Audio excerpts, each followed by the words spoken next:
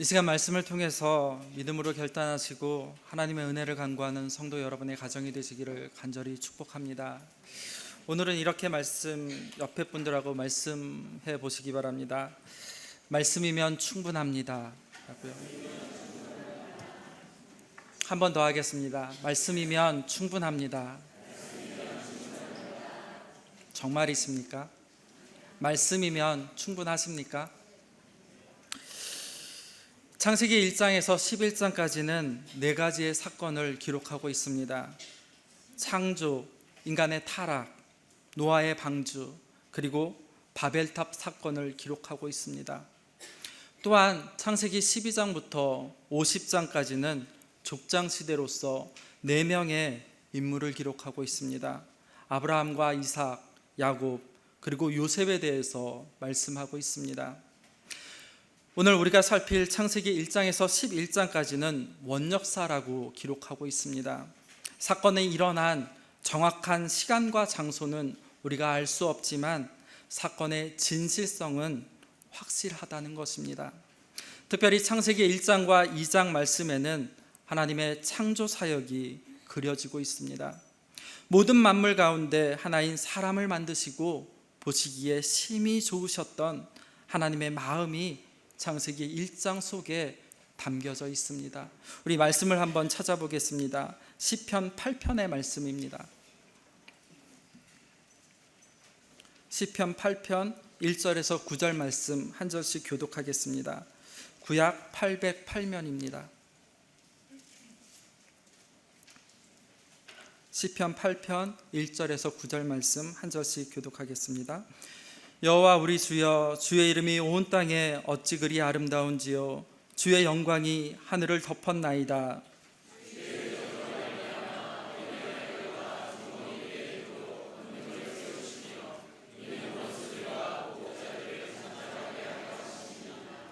주의 손가락으로 만드신 주의 하늘과 주께서 베풀어 두신 달과 별들을 내가 보오니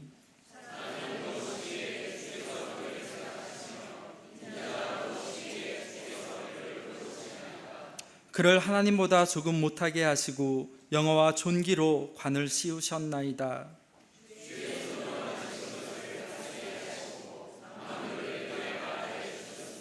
곧 모든 소와 양과 들짐승이며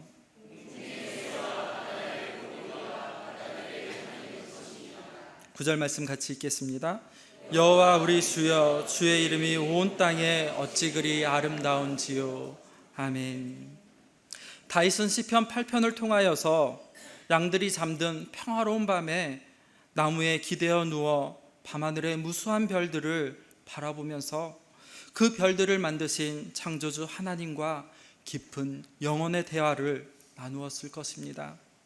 결국 다윗은 그 감격을 시편 8편의 아름다운 고백을 통하여서 하나님께 올려드렸습니다. 누구나 한 번쯤 밤하늘의 수많은 별들을 바라보면서, 아니 또 아름다운 풍경들을 바라보면서 이 세상은 어떻게 만들어졌을까라고, 아니 이 세상은 어떻게 시작되었으며 어디로 가는 것일까 하는 의문을 가져본 적이 있었을 것입니다. 사실 인간은 이러한 원초적인 질문에 대답할 수 있는 능력이 전혀 없습니다. 왜냐하면 우리는 그 시대, 아니 그 시간을 살아본 적이 없기 때문입니다. 물론 과학자들은 여러 가지 이론을 제시합니다. 그러나 과학 이론들 또한 증명하거나 확인할 수 없는 하나의 가설에 불과합니다. 그러나 한 가지 분명한 사실은 이 세상은 누군가에 의해서 창조되었거나 혹은 아니면 우연히 처음부터 존재하고 있었든지 둘 중에 하나라는 사실입니다. 그 외에 다른 것은 생각할 수 없습니다. 그러므로 우리는 이 세상을 어떻게 존재하게 되었는지에 대해 창조 혹은 우연 이 둘 중에 하나를 믿어야 합니다. 그리고 우리가 창조와 우연 이 둘 중에 어느 것을 믿느냐에 따라서 우리의 삶의 방향이 완전히 바뀌게 되어진다는 사실을 기억해야 합니다. 만약 우리가 이 세상에 누군가에 의해서 창조되었다고 믿는다면 우리는 창조주의 뜻을 따라서 이 땅에서 살아가야 합니다. 그러나 세상이 우연히 창조되었다고 믿는다면 우리는 그냥 각자 자기가 원하는 대로 살아갈 수 있습니다. 마치 사사기 21장 25절의 말씀처럼 사람이 각기 자기의 소견에 옳은 대로 살았던 그 모습 그대로 살아간다는 것입니다. 그러므로 창조는 우리의 신앙과 삶에 대한 가장 기본적인 세계관을 우리에게 제시해 주고 있습니다. 성경은 태초에라는 말로 시작하고 있습니다. 태초라는 히브리어는 베레시트라는 뜻입니다. 처음, 첫째, 최초로, 시작, 최상의 것을 의미하는 이 단어는 성경에 기록된 창조에 관한 이야기가 전설이나 설화가 아니라 것을 확인시켜주는 매우 중요한 단어입니다. 성경 기록자가 창세기를 통해서 창조에 관한 옛 이야기를 들려주었다고 했다면 과연 어떠한 말로 시작하였을까요? 아마도 오래전부터, 아니 옛날에라는 말로 시작했을 것입니다. 우리 함께 1절 말씀을 같이 읽어보겠습니다. 창세기 1장 1절의 말씀입니다. 같이 읽겠습니다. 태초에 하나님이 천지를 창조하시니라. 아멘. 성경의 첫 주제는 믿음으로 받아들이는 것이 신앙의 출발점이고 또한 시작점이 되어져야 합니다. 오늘 예배를 시작할 때 우리는 사도신경으로 신앙을 고백하였습니다. 어떻게 시작합니까? 전능하사 천지를 만드신 하나님 아버지를 내가 믿사오며 라고 고백하며 시작하고 있습니다. 이 말씀의 주어는 바로 하나님이십니다. 성경의 첫 주제로 주어가 하나님이라는 사실은 결코 우연이 아니라는 것입니다. 성경의 처음부터 끝까지, 아니 성경의 구석구석을 찾아보면 하나님이 완전히 장악하고 계심을 우리는 알 수 있습니다. 그러므로 성경은 하나님에 대한 책이라기보다는 하나님께서 친히, 하나님께서 직접 말씀하신 책이라고 보아도 과언이 아닙니다. 성경의 첫 문장인 태초에 하나님이 천지를 창조하셨다라는 말씀은 우리에게 매우 익숙한 말씀입니다. 그러나 이 말씀이 무슨 의미를 가지고 있는지에 대해서 깊이 생각하지 않고 그냥 지나쳐 버리기 쉽습니다. 그러나 창세기 1장 1절의 말씀은 이 세상의 기원에 대해 밝혀주는 매우 중요한 말씀입니다. 이 세상은 어떻게 존재하게 되었습니까? 성경은 이 세상은 하나님께서 창조하셨다라고 시작하고 있습니다. 여기서 하나님은 히브리어로 엘로힘입니다. 문법적으로는 복수명사입니다. 우리말로는 표시가 나지 않지만 원어인 히브리어를 살펴보면 하나님은 여러분인 것처럼 복수로 쓰여지고 있는 것을 볼 수가 있습니다. 왜 하나님은 한 분이신데 이렇게 복수로 표현하는 것일까요? 학자들은 여기에 대해서 두 가지 이유를 설명하고 있습니다. 첫째는 히브리어 언어의 습관상 장엄의 복수라고 하는 것이 있는데 웅장하고 위대한 것, 즉 하나님의 위엄을 표현할 때에는 복수로 표현하는 습관이 있다라는 것입니다. 하나님이 이 세상 어떠한 것과도 비교할 수 없는 분, 즉 하나님의 완전을 나타내기 때문에 복수로 사용하였다라는 것입니다. 그리고 또 다른 하나는 하나님은 한 분이시지만 삼위로 존재하시기 때문에 복수로 사용하였다라는 것입니다. 하나님께서 세상을 창조하실 때 성부 하나님 홀로 이 일을 하신 것이 아니라 성자 하나님 그리고 성령 하나님께서 함께 세상을 창조하셨다라고 말씀하고 계십니다.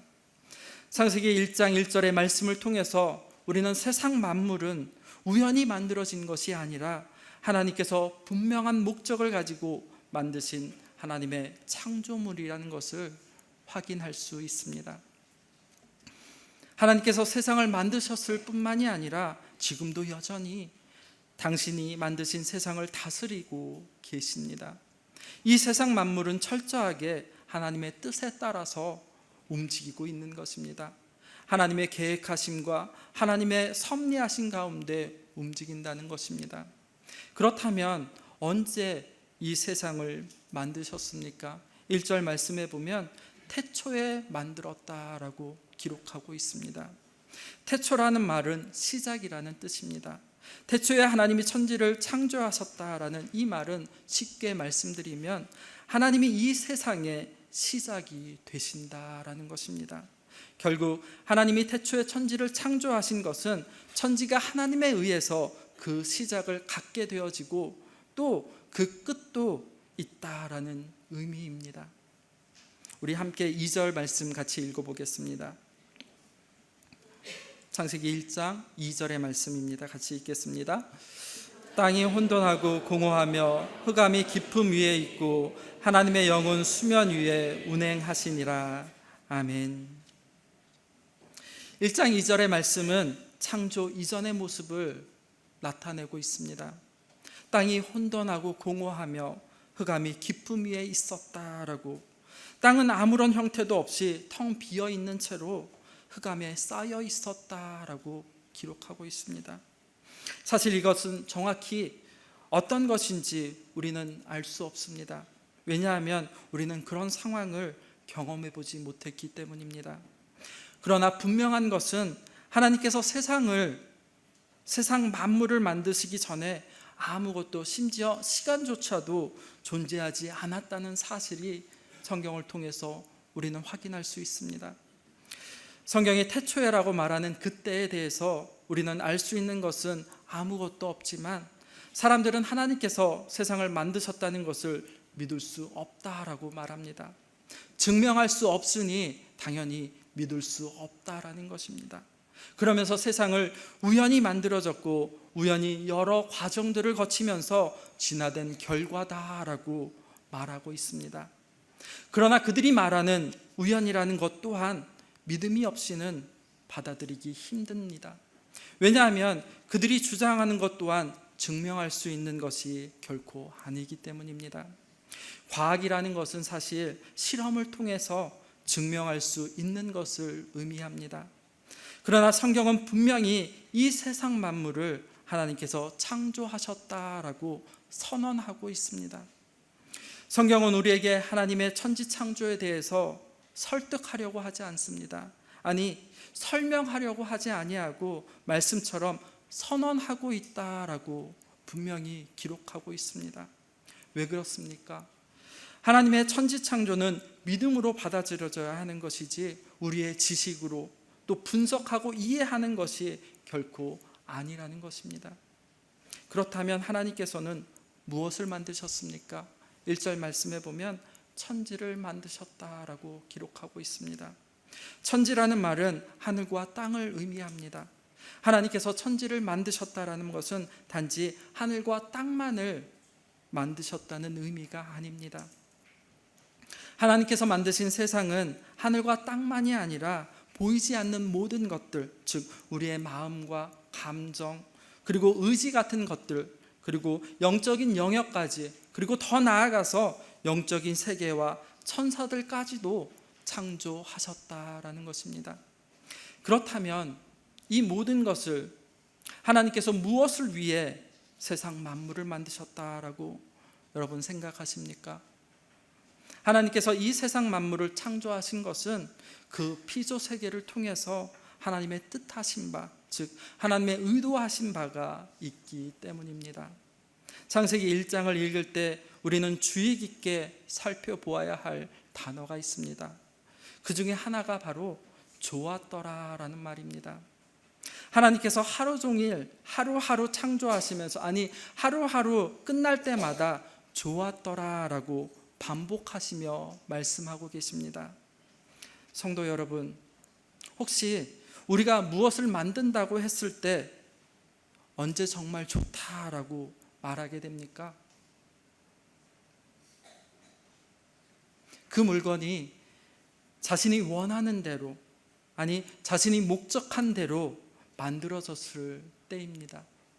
하나님께서 세상을 창조하셨을 때 좋았더라라고 말을 반복하시는 것은 또한 하나님이 이 세상을 만드실 때 목적하신 바, 아니 하나님이 계획하신 바 그 모든 것을 그 목적대로 되어졌다라는 뜻이기도 합니다.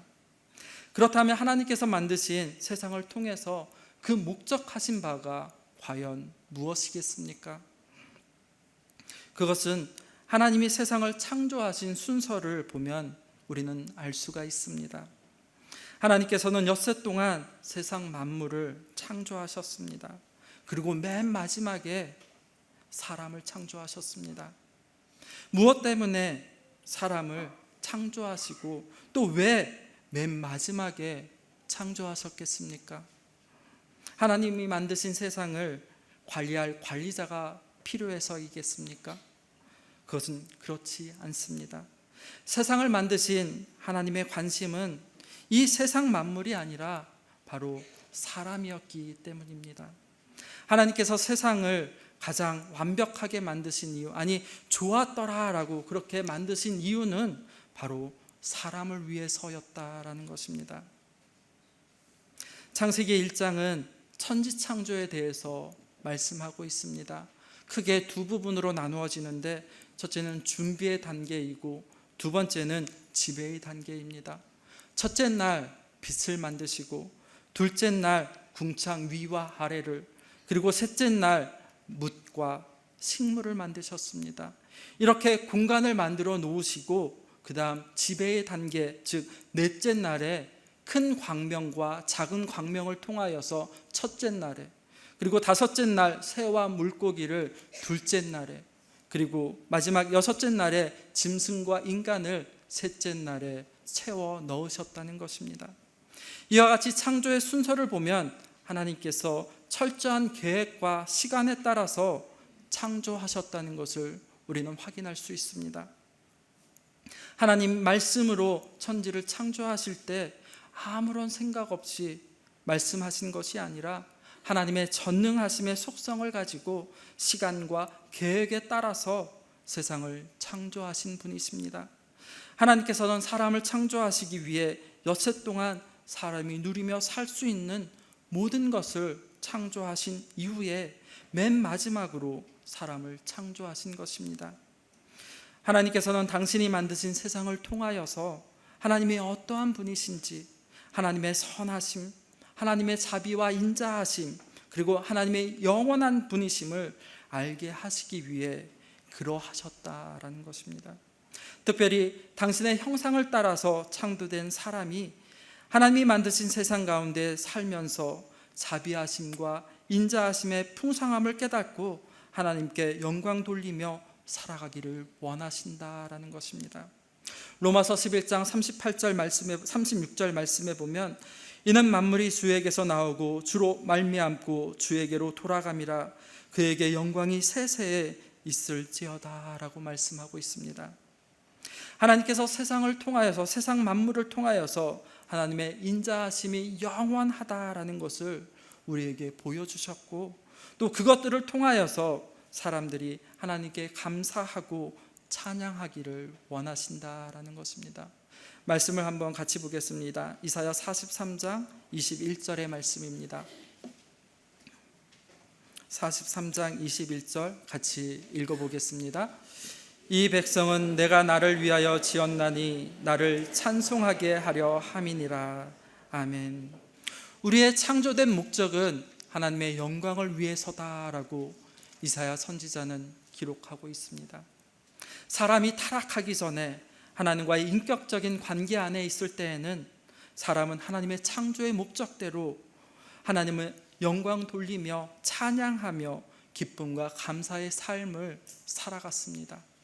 그런데 아담의 타락으로 인하여서 죄가 들어왔고, 또 죄가 들어온 이후에 사람들은 하나님의 영광이 아닌 자기 만족에 의해 삶을 살기 시작하였습니다. 하나님이 창조하신 세상 만물 속에 하나님의 영광을 보지만 그것을 무시하고 또한 그것을 인정하지 아니하고 살게 되었습니다. 죄의 본성은 우리를 그렇게 만드는 것입니다. 저에게 어떤 목사님이 이렇게 말씀하셨습니다. 사람은 죄를 짓고 살 수밖에 없는 존재다라고, 즉 하나님이 필요하다라는 것입니다. 사도 바울은 로마서 1장 20절에서 23절의 말씀에 우리의 그런 모습을 이렇게 고발하고 있습니다. 로마서 1장 20절에서 23절의 말씀을 확인해 보면 창조로부터 그의 보이지 아니하는 것들 곧 그의 영화로우신 능력과 신성이 그가 만드신 만물에 분명히 보여 알려졌나니 그러므로 그들이 핑계하지 못할지니라. 하나님을 알되 하나님을 영화롭게도 아니하며 감사하지도 아니하고 오히려 그 생각이 허망하여지며 미련한 마음이 어두워졌나니 스스로 지혜 있다 하나 어리석게 되어 썩어지지 아니하는 하나님의 영광을 썩어질 사람과 새와 짐승과 기어다니는 동물의 모양의 우상으로 바꾸었다라고 우리를 고발하고 있습니다. 하나님이 만드신 이 세상에는 우리를 사랑하시는 하나님의 마음이 가득 담겨져 있습니다. 아침에 뜨고 저녁에 지는 해를 보십시오. 아니, 계절의 변화에 따라서 내리는 비를 바라보십시오. 하나님이 이 세상과 이 세상 가운데 살아가는 우리를 얼마나 사랑하시는지를 보여주는 단면적인 증거입니다. 그래서 하나님의 백성은 이 세상 만물을 바라볼 때마다 하나님께서 이 세상 모든 것을 나를 사랑하셔서, 아니 나를 위해 만드시고 또 나를 위해 주셨다라는 것을 확인하며 감사해야 합니다. 성도 여러분, 우리가 믿는 하나님은 어떠한 분이십니까? 우리를 위해 이 세상 만물을 만드시고 우리가 그 가운데로 살아갈 수 있도록 만드신 분이십니다. 우리의 신앙은 사실 믿는 믿음에서 시작되어져야 합니다. 태초에 하나님이 천지를 창조하셨다라는 이 말 믿지 못한다면 성경은 그 나머지는 신화에 불과하다는 것입니다. 하나님께서 세상을 창조하실 때, 아니 창조하시기 이전의 상황은 2절에서 말씀하고 있는 것처럼 혼돈과 공허 그리고 흑암만 가득하였다라고 말씀합니다. 혼돈과 공허, 흑암 가운데 하나님의 영, 즉 하나님의 창조 능력이 임하였고 모든 혼란과 무질서가 질서 가운데 세워지고 또 하나님의 뜻에 따라서 조화롭게 만물들이 창조되기 시작하였다는 것입니다. 우리는 하나님의 창조물을, 아니 하나님의 창조를 바라볼 때마다 하나님의 능력을 바라보며 또 공허와 혼동, 흑암 가운데서도 질서를 세우시고 조화롭게 됨을 바라보게 됩니다. 이것은 우리의 인생 또한 마찬가지입니다. 우리의 인생을 한번 뒤돌아보십시오. 우리 역시 예수님을 만나기 전에는 우리의 인생은 공허하였고 혼돈과 무질서 그 자체였습니다. 도대체 무엇을 위해 살아가야 하는지 알지 못한 채 목적 없이 방황하는 삶을 살아갔다는 것입니다. 이 세상 그 무엇보다도 채워지지 않는 갈등 속에서 목말라 하고 있었습니다. 그런데 우리 인생에 예수님께서 친히 찾아와 주셨고 새 생명을 부여해 주셨습니다. 그리고 우리는 예수님이 비추시는 광명한 빛 가운데 우리의 인생의 목적이 무엇인지 깨달아 알게 되었으며 예수님은 지금도 우리와 함께 동행하시고 우리의 인생의 길을 인도하여 주고 계십니다. 그렇게 혼돈과 공허, 흑암 가운데 속에서도 하나님의 창조 역사가 시작되어짐을 알 수 있습니다. 3절 말씀을 같이 읽어보겠습니다. 창세기 1장 3절의 말씀입니다. 같이 읽겠습니다. 하나님이 이르시되 빛이 있으라 하시니 빛이 있었고 아멘. 창조는 하나님의 말씀, 즉 명령으로 시작되어집니다. 성경은 하나님께서 빛이 있으라 라고 말씀하시자 빛이 생겨났다라고 말씀하고 있습니다. 어떻게 이런 것들이 가능합니까? 우리는 다 알 수 없고 또한 이해할 수도 없습니다. 하지만 그것은 분명한 사실입니다. 하나님은 말씀으로 일하고 계십니다. 그 말씀은 능력의 말씀이기 때문입니다. 물론 인간의 말도 힘이 있지만 하나님의 말씀은 능력의 말씀임을 기억하셨으면 좋겠습니다. 히브리서 4장 12절 말씀에 보면 하나님의 말씀은 살아있고 활력이 있어 좌우의 날선 어떠한 검보다 예리하여 혼과 영과 및 관절과 골수를 찔러 쪼개기까지 하며 또 마음의 생각과 뜻을 판단하나니라고 말씀하고 있습니다. 하나님의 말씀은 없는 것을 있게 만들고 또 죽은 자를 살리는 능력이 있습니다. 우리가 기억해야 할 한 가지 분명한 사실은 하나님의 말씀에는 능력이 있다라는 사실입니다. 이사야 55장 11절 말씀을 보면 내 입에서 나가는 말도 이와 같이 헛되이 내게로 돌아오지 아니하고 나의 기뻐하는 뜻을 이루며 내가 보낸 일에 형통함이로다 라고 말씀하고 있습니다. 하나님께서는 말씀하시자 그대로 되어졌다라고 기록하고 있습니다. 그대로 되었다라는 뜻이 무엇이겠습니까? 하나님께서 말씀하시니까 무엇인가 만들어지기는 만들어졌는데 그것이 온전하지 아니하고 완성도가 떨어지거나 또 하나님께서 의도하신 목적대로 그 목적대로 다시금 수정해야 하는 상황이 아니고 원래 처음부터 하나님께서 의도하신 대로 목적하신 대로 그대로 다 완성되어졌다라는 뜻입니다. 하나님은 능력의 말씀으로 세상을 창조하셨습니다. 하나님께서 말씀하시자 그 말씀대로 그대로 이루어졌습니다. 말씀으로 세상을 만드시고 또한 말씀으로 다스리는 하나님께서 지금도 당신의 백성들을 향해서 여전히 말씀하고 계십니다. 그런데 우리의 모습은 어떠합니까? 우리가 구원받은 하나님의 백성으로 이 세상을 살아가면서 하나님의 말씀에 마땅히 순종해야 하고 또 인정하며 고백하며 그렇게 살아가고 계십니까? 오늘도 성경을 통해서 말씀을 통해서 우리에게 전달되어지고 있는 하나님의 말씀은 태초에 세상을 만물을 만드신 그 하나님의 말씀임을 기억하십시오. 세상 만물이 이 말씀에 따라서 창조되었다는 우리는 당연히 매일매일 순간순간 그 하나님의 말씀에 순종하며 살아가야 하는 것이 당연하다는 것입니다. 오직 성도는 하나님의 말씀에 귀 기울이는 자입니다. 이 말씀 붙잡고 오늘도 살아가시기를 간절히 소망합니다. 창세기 1장 4절과 5절 말씀 같이 읽어보겠습니다. 창세기 1장 4절 5절 말씀 같이 읽겠습니다. 빛이 하나님 보시기에 좋았더라. 하나님이 빛과 어두움을 나누사 하나님이 빛을 낮이라 부르시고 어두움을 밤이라 부르시니라. 저녁이 되고 아침이 되니 이는 첫째 날이니라. 아멘. 하나님께서는 당신의 말씀대로 창조된 빛을 보시고 좋아하셨습니다.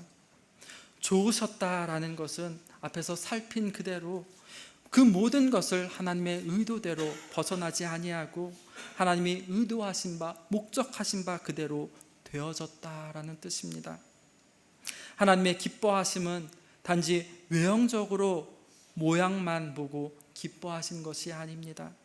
세상 모든 것이 하나님의 말씀에 순종하여서 하나님의 뜻대로 되어진 것에 대한 기뻐하심이라는 것입니다. 하나님은 만물을 당신의 말씀에 순종하는 것을 보시고 기뻐하시는 분이십니다. 그리고 또 하나님께서는 오늘 우리의 순종을 기뻐하십니다. 단지 외연적인 순종을 보시는 것이 아니라 우리의 마음과 중심을 바라보시고 그것을 기쁨으로 삼으신다라고 말씀하고 있습니다. 성경에서 기뻐한다라는 말이 가장 많이 나오는 성경은 아마 빌립보서입니다. 빌립보서는 사도 바울이 로마의 감옥에 갇혀 있을 때 기록한 성경입니다. 이를 옥중서신이라고도 말합니다. 인간적인 차원에서 본다면 사도 바울은 기뻐할 만한 것이 전혀 없는 상황이었습니다. 그럼에도 불구하고 사도 바울은 빌립보서를 통하여서 기뻐한다, 아니 기뻐하라라고 무려 19번이나 그렇게 말씀하고 계십니다. 빌립보서 4장 4절의 말씀을 보면 주 안에서 항상 기뻐하라. 내가 다시 말하노니 기뻐하라라고 말입니다. 왜 이렇게 명령하고 있는 것일까요? 아니, 왜 이렇게 모든 성도에게 기뻐하라라고 말씀하고 계십니까? 그것은 그리스도 예수 안에서 기뻐하는 것이 성도가 마땅히 추구해야 하는 삶의 방향이기 때문에 그러합니다. 그러므로 우리도 기뻐하는 삶을 살아가야 합니다.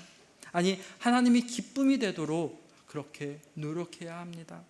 하나님의 말씀에 온전히 순종함으로 하나님이 기쁨이 되는 창조 본래의 모습을 회복해야 한다는 것입니다. 하나님은 당신이 창조하신 빛을 나누셔서 빛을 낮으로, 그리고 어두움을 밤으로 부르시고 계십니다. 나누었다라는 이 뜻은 구분했다 또는 분리했다라는 뜻입니다. 각자에게 구별된 임무를 주셨다라는 의미입니다. 빛을 만드시고 낮과 어두움을 만드시고 또한 바다와 육지를 나누셔서 각자에게 각자의 역할을 담당케 하셨습니다. 그리고 동일하게 하나님께서는 세상 사람들 가운데 당신의 백성을 택하셔서 불러주시고 또한 택한 백성들로 하여금 세상과 구별된 삶을 살아가기를 원하고 계십니다. 하나님께서는 당신의 자녀들이 세상과 섞여서 적당히, 아니 대충대충 살아가기를 원하지 않고 계십니다. 말씀을 한번 찾아보겠습니다. 레위기 11장 45절의 말씀입니다.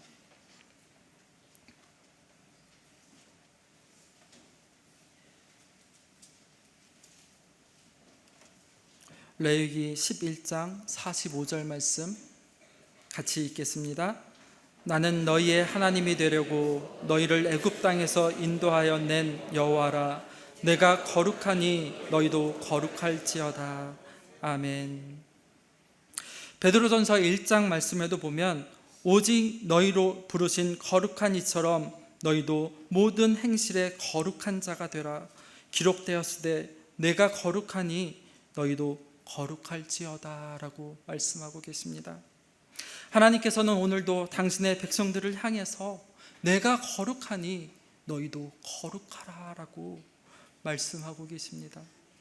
우리가 이 세상을 살아가고 있지만 하나님의 자녀로서 구별된 거룩한 삶을 살기를 그 누구보다도 원하고 계신 분이십니다. 이제 말씀을 맺겠습니다. 세상을 만드시고 빛과 어둠을 나누신 하나님께서 오늘 이 시간 이 예배의 자리에서 우리에게 이렇게 묻고 계십니다. 너는 빛에 속하였느냐 아니면 어둠에 속하였느냐라고.